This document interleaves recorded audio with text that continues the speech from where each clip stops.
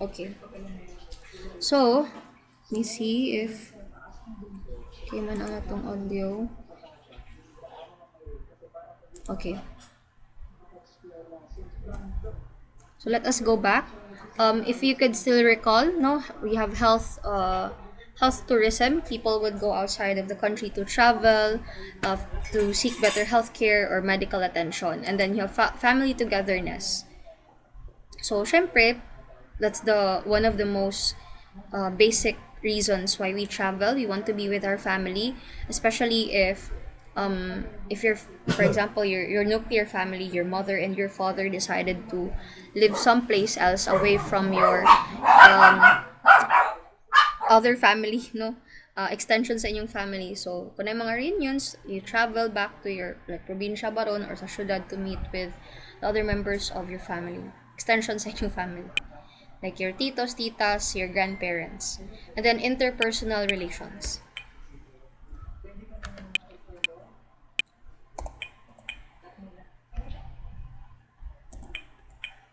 Okay. So other reasons also could be roots or ethnic. So for example, you have been born and raised in the Philippines, but at a young age, your family decided to migrate to the States. So for you to do like enculturization or enculturation, I forgot the term already. Correct me if I'm wrong. So you go back to the Philippines and learn about your Filipino heritage. Go back to your roots, no, your Filipino roots, because um, you want to keep like a connection, no, within your family heritage na wala man nani mo na siya na experience when you were a child, no, because at an early age you had to travel abroad. That could also be one of the reasons why people travel. Next could be maintaining social contacts, see friends, um, colleagues that you miss, so you travel to see them or have a reunion as well, just like family connectedness. And then 11, convincing oneself of one's achievements could be incentive travel or could be just a reward for yourself. No, you did a great job, you got promoted or tagaan kag bonus or something big happened to your life, so you travel outside of your place of residence just to reward yourself. No? Number 12, showing one's importance to others. So same as meeting with families, loved ones. So you want to let them know that they are important, so you go outside, you travel to see them. Status and prestige could apply to the upper class. The rich people have a lot of disposable income, and what they usually do is they spend that disposable income on travel. So they travel, they murag para sa tong sa Elizabethan era, if you can still remember the history of tourism, nga sa una, kuha na siya, requirement lang siya for you to serve the Queen's Court. But later on, those in the upper class realize nga it's actually very prestigious and it's very nice to travel into the different countries in Europe as a way of, immersing yourself with the culture, be more enlightened, although still part of educational tourism. Pero sa karon, may nga po na, no, people want to experience new things and they have the money to do so. So, traveling could be also a reason from status and prestige. They have self-discovery. Minahan ka mag soul-searching. Okay? Meditate. Have some time for yourself. Cultural. So again, you're curious about a certain country and their culture, mga day-to-day nilang activities, so you also travel because of cultural reasons. Education, an example of that is when I traveled every Saturday before, when I took up my master's in Bacolod, I traveled every Saturday so that I can finish my master's degree. That's an example of travel for education, or pwede man ka mo travel because magtukag museum, no, or education can also be paired with cultural because you want to learn more about people and their culture. So anything that has to do with education and new learnings, pwede i-insert dira. Professional or business, na yung mga seminars, workshops, na you want to expand your skills further, could be a reason why you travel. Wanderlust, so laagan lang jud ka, just like in Sunlust. Ang Sunlust is you want to go outside because you crave the sun. Ang Wanderlust is you just like to travel. No? You keep a travel diary, um, you want to do vlogging for your travel, or laagan lang jud ka in nature, no? You cannot be restricted into one place only. Hindi ka homebody. Ang 19, interest in foreign areas could be similar to cultural. You're interested in what is the culture of Japan, or what is it like when you visit Japan. That could also be paired up with cultural. And then scenery. Siyempre, hindi naman ka makakita. Same about sa interest in foreign cultures. You want to actually see what is in Boracay or what is in Siargao. So that could also be one of the reasons. So those are just some of the motivations why people travel. And motivation, if we define it, it's something that stimulates interest or causes a person to act in a certain way. You are motivated to do things because it is that driving force that causes the flux from desire to will in life. Okay, it's my motivation. I'm motivated by hunger. That's why ngita jud ko og kuan, I really look for restaurants, no, so I can eat, no, and satiate that hunger. So motivations are your driving force. No, if dili ka motivated, dili man pug ka driven to do something. If you're not motivated to study, so you're not actually driven to open a book or to read or absorb anything from it, no? Or if you're not motivated to go to school, kay wala lang, no, kapoy way balon, no? Wala kay reason ka na moagto ka dito, kay di man ka mohatag importance sa mong education, then there's no motivation there. But if you're really motivated because you want to do things for your parents, you want to earn a degree, and you want to help them someday, that's your motivation. Okay, motivation is your driving force, your desire to will. Okay, in life, it stimulates you to act in a certain way. It drives you to do things that typically you didn't want to do before. So there are 4 classes of basic travel motivators. Number 1 is the physical motivators. That's related to rest, sports participation, beach recreation, relaxing entertainment, and other motivations directly connected with health. So people usually, they're driven to travel because of physical motivators. I want to rest, I want to decompress, I want to recharge, no? That could also be a reason. Kay kapoy na ka sa work, especially if this coming long weekend na pod, no, by the end of October. Or that could be the reason why people like us, no, who are working, would prefer, no, to travel because of physical motivators. It's tiring, no? It's tiring sometimes. So sometimes people would like to go out. Now, the second one is cultural motivators. This includes the desire to know about other countries. Examples are music, art, folklore, dances, paintings, and religion. So, if you're inclined into art or culture or music, like you want to get to know the culture, art, the day-to-day living of a certain country or a group of people, then that is your motivator. Okay? If you're more into that, no? Na po yung mga interpersonal motivators, if you're very friendly, you're an extrovert, you want to meet new people each day, so you're more into the interpersonal. You are motivated to travel because you want to meet people, you want to visit friends and relatives, you want to socialize. And then the last motivator is the status and prestige motivators.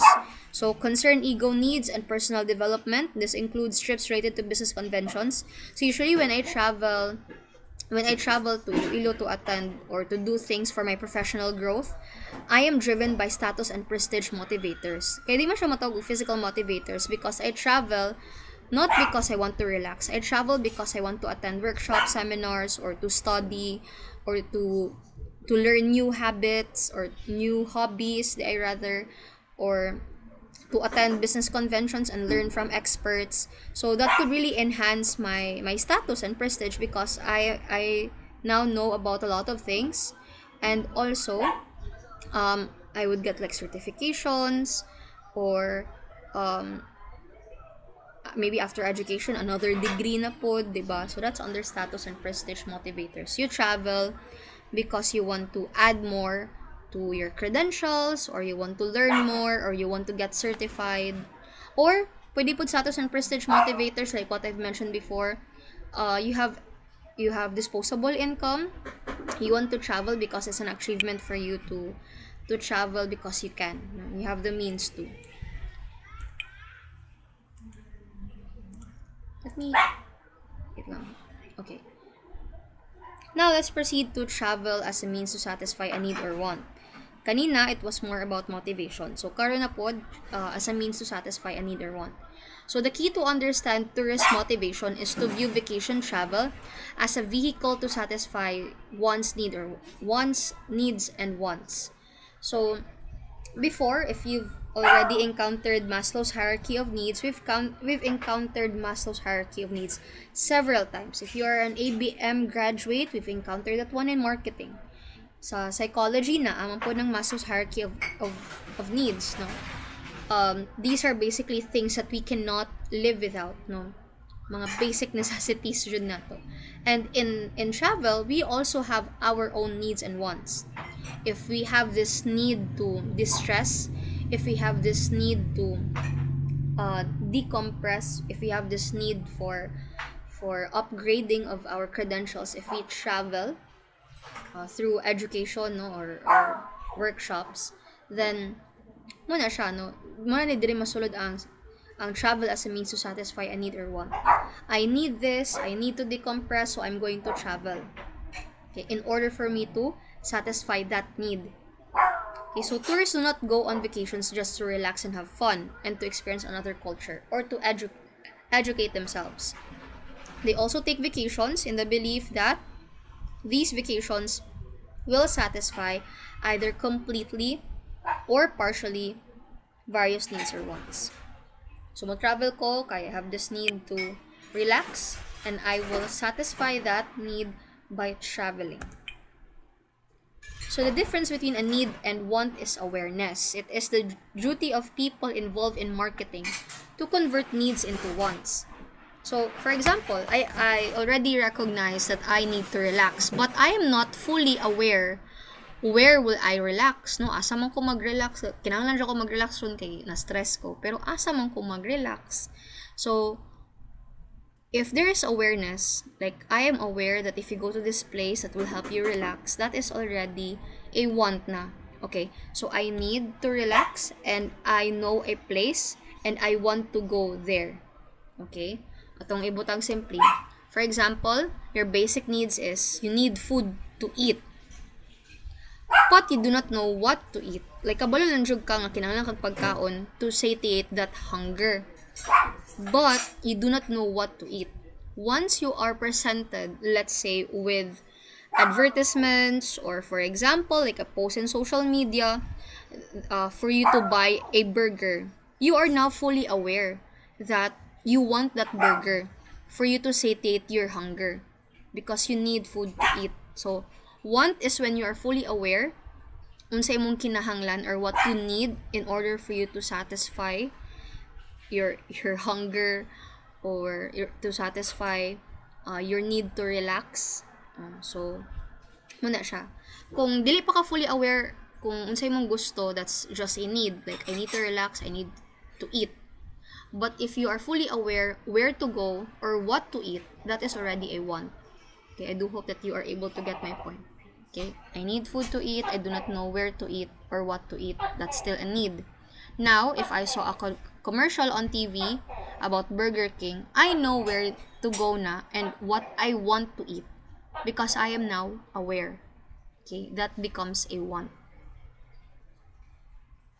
So, it is the duty of the people, again, involved in marketing to convert needs into wants. So, from needs, himuan siya wants by making the individual aware of their need deficiencies. This awareness must be accompanied by motivation. A motive enables a person to do something. Motivation occurs when an individual wants to satisfy a need. Okay? I want to really eat. No, I want to satiate my hunger, satiate my thirst. To enable a person to be motivated to satisfy a need, an objective or goal must be present. An individual will be motivated to buy a product or service if they perceive that the purchase of the product or service will be beneficial or will really satisfy their need, which they are not aware. Let us try to illustrate. I will no longer read this one. let's try to illustrate this through kaninga illustration. So, for example, you have a need and you are not yet fully aware what is that need. So, present sila og advertisements nimo para ma-aware ka. Okay, so I need food to eat and I'm fully aware that this product exists, like this burger will help me satiate my need. So, that becomes a want. Now, I am now motivated to buy. So, the objective is to buy the product. I'm motivated to buy the product in order for me to satisfy my needs. And in order to raise awareness, you have to do marketing. So, una, gigutom man ko, kinahanglan jud ko og pagkaon. I need food to eat. Now, through marketing, I am now fully aware that for me to eat, I need to buy a certain product. So, through marketing, through advertising, money Burger King, money mo na. So, muna dayon, nahimo nag-want. So, I want to eat in Burger King. I want to eat in Burger King. Kanang Whopper Junior. Madako na po kayo ng Whopper nga sorry, kabanha. Sorry.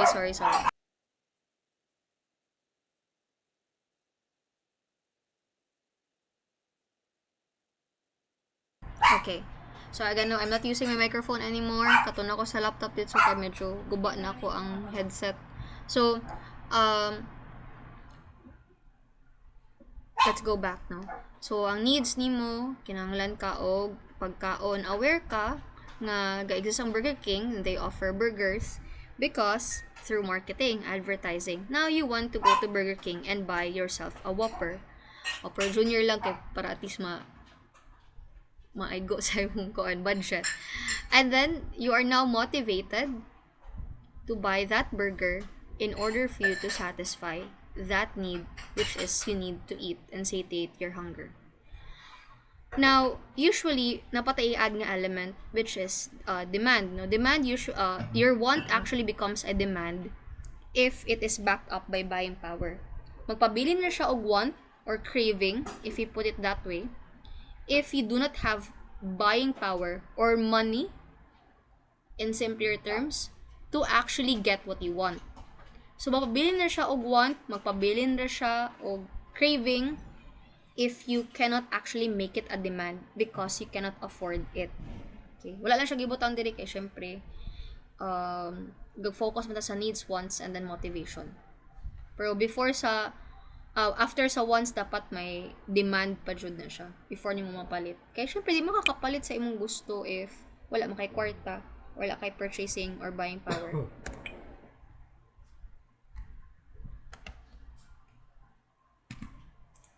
Okay, next.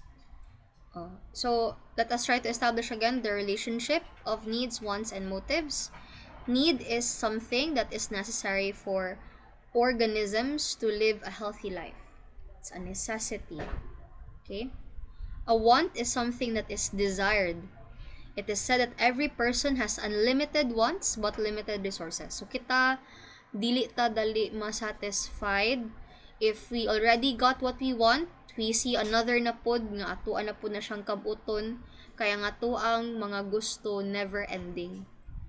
Para sana I already had my master's. I told myself din ako mukuan pahaway sa na pa'y better opportunity that comes along, no? Like, let's say, doctorate or other certifications. Si kabalo ka nga dili pa ka, let's say, financially or mentally stable to go in that kind of decision again. Ning ko lang jud kano kay dili man wala may kaundangan, no? There is no limit to a person's wants, okay? When they already get what they want, they see another na pod nga much better, agto na pod sila dito. Gapasaka ra na siya. And then, motives, as a need or desire, is what causes or pushes people to act. What pushes people to get what they want. Syempre, dili lang kutob lang sa motivation. You should have money as well. Dili siya yung demand. Now, this is where we also see the Maslow's hierarchy of needs. So, ang pinakaubos are the basic things, the physiological, things that you cannot live without. So you have breathing, food, water, sleep, homeostasis, excretion, shelter, warm clothing, okay? Security, safety, security of body, of employment, of resources, morality, of the family, health, and property. So when you go outside, you feel safe, and when you do things, you also feel secure because you have financial security. You have a job, okay? You have a family with you. Actually, naraman na sa love and belongingness po. Okay? And then, if you get sick, there is also healthcare. Ang love and belongingness, dili ni siya nga, you will belong to a community, you will be accepted in a community, and then, part ka ng community, syempre, no? Friendship, family, tanan. And then, ang esteem is, you have confidence, you have respect in others, respect by others as well. So, whatever that you do, you feel confident kung unsa imong ginabuhat, no? So, you feel confident in whatever that you do, or when you go outside, you have like this kumpiyansa, no? Nakay kumpiyansa sa imuhang kaugalikon. And then, the last one, which is on the very top of the hierarchy of needs, we have the self-actualization. So, we have morality, creativity, spontaneity, problem-solving, lack of prejudice, acceptance of facts, and you are fully aware of your strengths and weaknesses in self-actualization, and you actually know how to use them. So, di ba, if you define it, it's a person's motivation to reach her full potential. Like, I am fully aware these are my strengths, and I know how to capitalize on it. I am fully aware these are my weaknesses, and I know how to address these weaknesses so that I can make them into strengths. So, before ka makareach of self-actualization, you have to undergo the physiological, safety, love, and belonging esteem before you're able to achieve your full potential. Because if you are not nurtured in a good home, or provided with things that will make you feel secure and confident, you can no longer pursue or even establish your full potential. Kaya syempre, nag-crumble na kayo, nag-lack man ka aning uban nga things in your Maslow's hierarchy of needs. So this is created by Abraham Maslow. Okay, he is a psychologist who studied positive human qualities.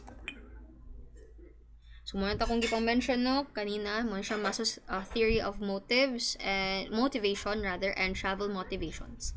So the physiological needs, these are biological requirements for human survival, things that you cannot live without. Safety needs, emotional security, financial security, law and order, like what I've said, when you go out, you feel secure. Kamahadlok, there's freedom from fear. And when you get sick, there are also healthcare centers that can accommodate you. So, syempre, una dito ang physiological, which is your food, water, shelter, warm clothing, things that you cannot live without. Dira na dayon ang safety needs sa ikaduha. Love and belongingness, you have trust and acceptance, you are part of a group, you belong to a community, you are part of a family, and you do not feel that you are alone. It's the third part of the Maslow's hierarchy of needs. Esteem needs, nakaikumpiyansa sa sarili, so you are confident, you are respected, and you also have respect for others. So whatever that you do, you are confident, dili ka mahadlok. Self-actualizations, again, seeking your fullest potential, na ay self-fulfillment, and then personal growth and peak experiences. So, we already made mention of the tourist motivations, no? So, again, just a recall.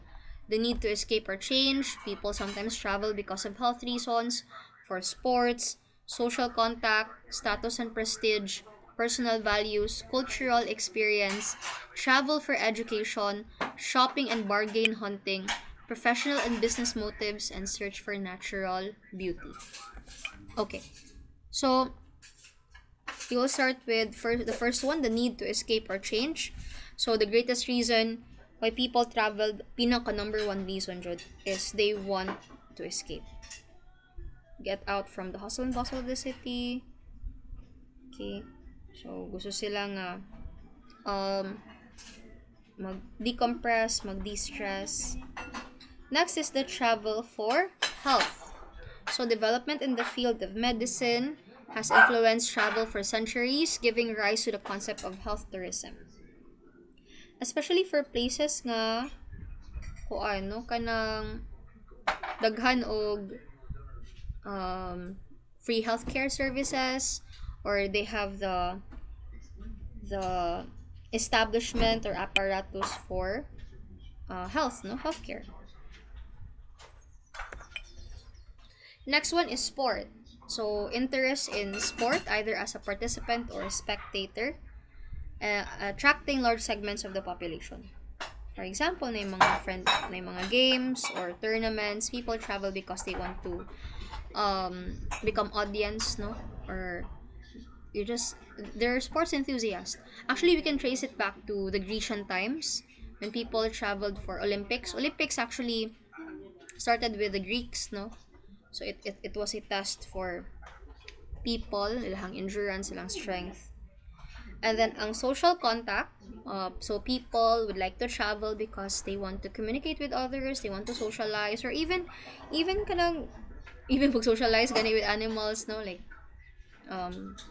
magtukod petting zoo, or ato ba ka sa Japan na mas like Cat Island ug Bunny Island, so pwede po na siya one of the reasons for social contact, that desire to connect with people or even animals. So the next one is status and prestige. So travel provides means of ego or self-enhancement. Travel to a poor country can provide the traveler with a feeling of superiority. Very sad, pero mo man dyan na kalabanan sa uban ng ginabuhat. And then travel can also provide a means of mingling with the wealthy and social elite. If you've noticed, the status and prestige motivation sometimes differs in definition. Ang uban, because again, they have the means to do so, they're rich, they have disposable income, that's why they get to travel. That's status and prestige. Ang iban mo travel because they want to upgrade their status and prestige by syempre ko ano, mag-attend ng seminars, workshops, that could help them strengthen their credentials. And then ang next is personal values. So the notion of personal values is an important travel motivator. Many people are urged to travel to satisfy personal values such as spiritual experience, patriotism, and wholesomeness. So diri na ni ang soul searching, finding oneself, magmuni-muni, mag kuan sa unplug from reality, just to seek oneself, one's purpose in this world. Muna siya ang personal values.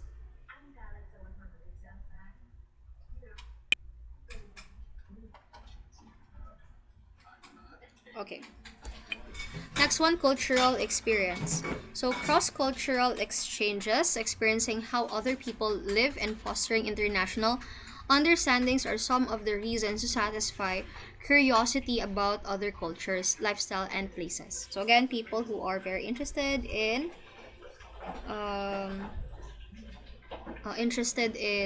cultures, lifestyle of other people, so mo na ang ilang reason why they want to travel.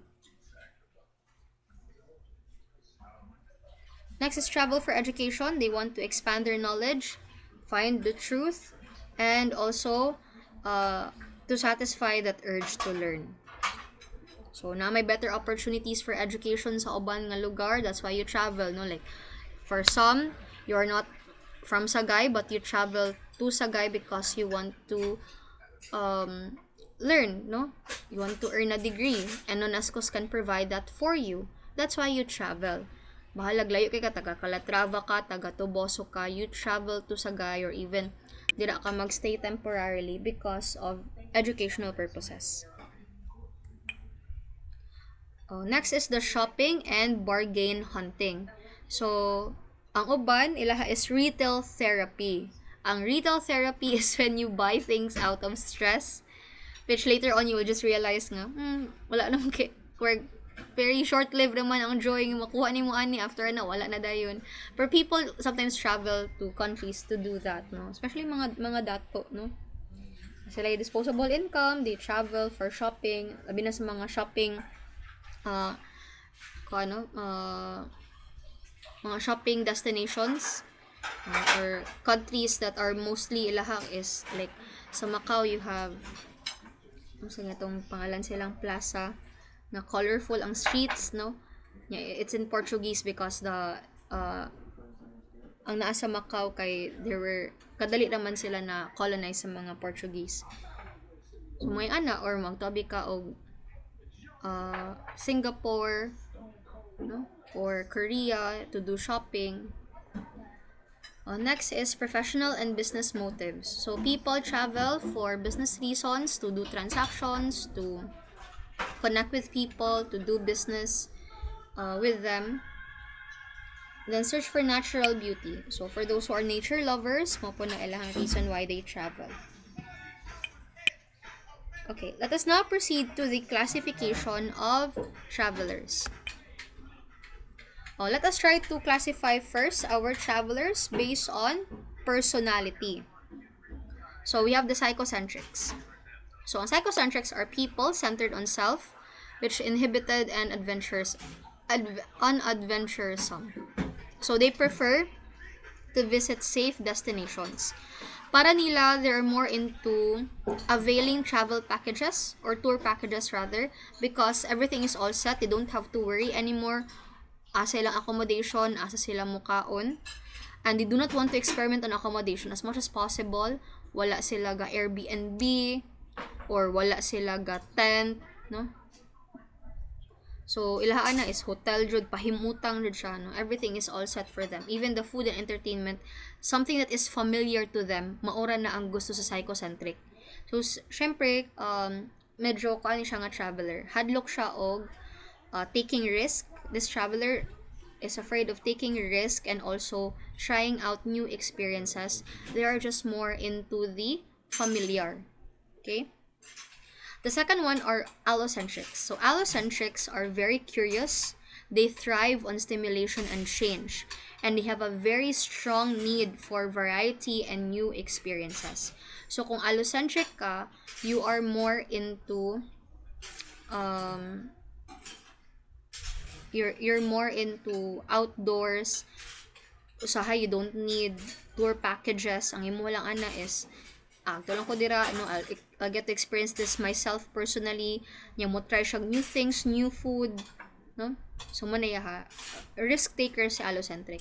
Si midcentric is if we put it in like sa type of people, diba, we have the extro and introverts. Then we have also the ambivert who is both an extrovert and an introvert. Si midcentric is also just like that, no? Si midcentric is just like the ambivert nga. Wherein si midcentric is the combination of the psychocentric and allocentric. So in the middle sila. They prefer going to a safe place but still hesitate to experience new things.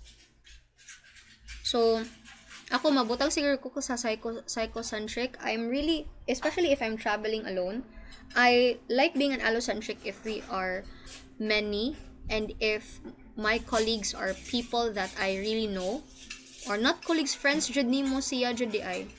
Pero mas psychocentric ra tayo for going by ourselves no, dili man siya safe to travel alone. We have the classification of travelers based on the purpose of travel. So the two classifications of travelers based on the purpose of travel, we're going to divide them according to business travelers, naapoy uban other than business travelers, naapoy incentive travelers, naapoy pleasure travelers, no? So una sa business travelers. Okay. So there are two classifications of travelers based on travel purpose. We have the business travelers and the personal travelers or pleasure travelers. Under business travelers, they are divided into two, natay regular business travelers and incentive travelers. Si regular business traveler, mostly paano rin siya, no? Sorry ka banho.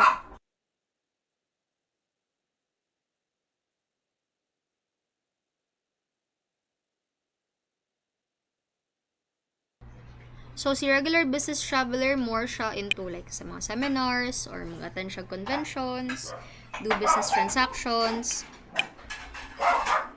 Like po na si incentive. Later on na ito nang i-discuss. So, ang regular business travelers have high-level jobs and they tend to fly often. No? More recent surveys have shown that the ratio of women business travelers to men have grown rapidly. So, these surveys show that there are major differences between male and female. So, usually, women business travelers are slightly younger. Dili man usually mag-travel ang kanang mga married or nanay family nga mga women business travelers. And then, they tend to stay longer at their destinations because right after, siguro mag-enjoy sila, mag-unwind right after the business travel. And then they're more apt to be unmarried than males. So, syempre, no, kay dili mo freely travel if you are already married. So, ang mga women business travelers are sometimes single. And they are more likely to attend a meeting or convention. They are more likely to book through a travel agent because as a woman, it would be unsafe if you experiment on your accommodation. So, syempre, naka-package na tanan, na itinerary tanan.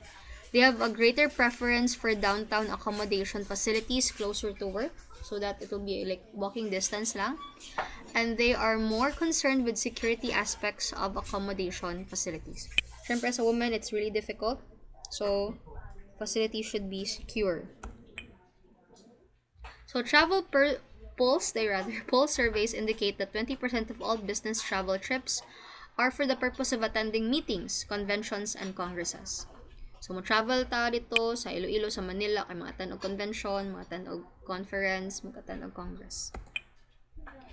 So, that is the business traveler. Basically, mo-attend na doon sila mga conference, conventions, class, no more lang purpose. And mostly, mga babae ang kalabanan, daghan nga business travelers or damo nga business travelers compared to men. And most of them are female.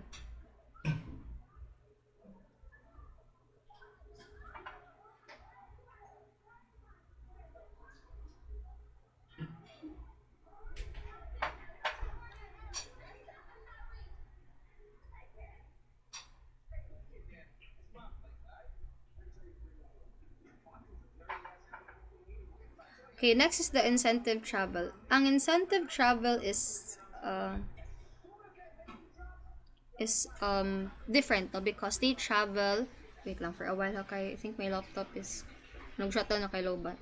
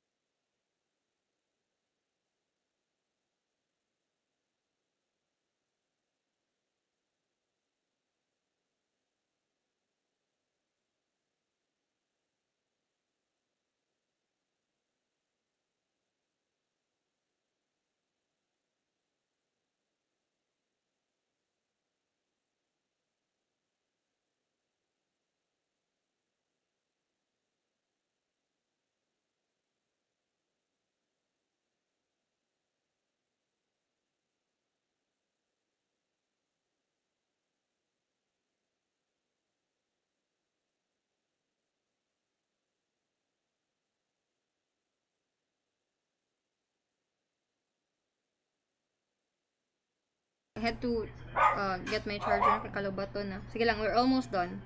So, you have the incentive travel. So, ang incentive travelers are a special type of business travel. This is a reward. That's why we call it incentive. Because you get to be rewarded with like an all-paid expense trip to a certain place. Like, for example, you did well in your job, and instead of like getting a bonus or be promoted, others would just like give you an incentive travel. So, mo travel abi ka sa Singapore for 5 days, all paid expenses na, so you don't have to spend a dime, just your own pocket money. So tanan imong accommodations, food, imuhang plane ticket, everything is already covered in an incentive travel. Again, it depends. There are also other incentive travels nga per group. Okay? There's also an incentive travel nga there's also an incentive travel nga kuan siya. Dili siya reward but more on like for team building, no, or mag-bonding lang, no, or to boost the morale of the employees. So incentive travel could be a reward, could be a reward for both individual or group, could be for mag-bonding mo, team building, or could be again for forgot na noon the term, could be for boosting the morale of your employees.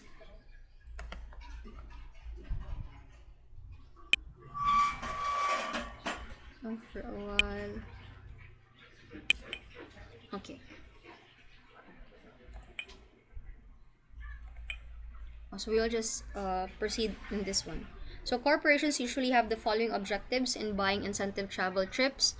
Number one, increase overall sales volume. So the employees did a very good job. That's why nag-increase ang ilang sales volumes, and to reward the employees na incentive travel. All paid expenses nila. They sell new accounts. That's also like a good reason to reward the employees. Or wala man sila na-achieve, pero just to improve the morale and goodwill of the people working in your company, you have the incentive travel. Or if you want to introduce new products, offset competitive promotions, bolster slow seasons, help in sales training, sell slow items, and obtain more store displays, you have incentive travels. So kinsa man ni ang usually involved in incentive travel? So you have the people involved in insurance, sales, electronics, radio, television, manufacturing, automobile and truck manufacturing, farm equipment manufacturing, auto parts, and so much more. So we will just end here. We will continue with pleasure or personal travelers because we're almost done with the slides actually. But we will just end here so that maka-prepare pa mi sa amo ang activity for tomorrow. So we will just continue with this one. We're still on slide 37, but overall mga 50 plus ang ato ang slides. We're just going to continue this one next meeting, okay? And that is it. Let me just turn off my recording.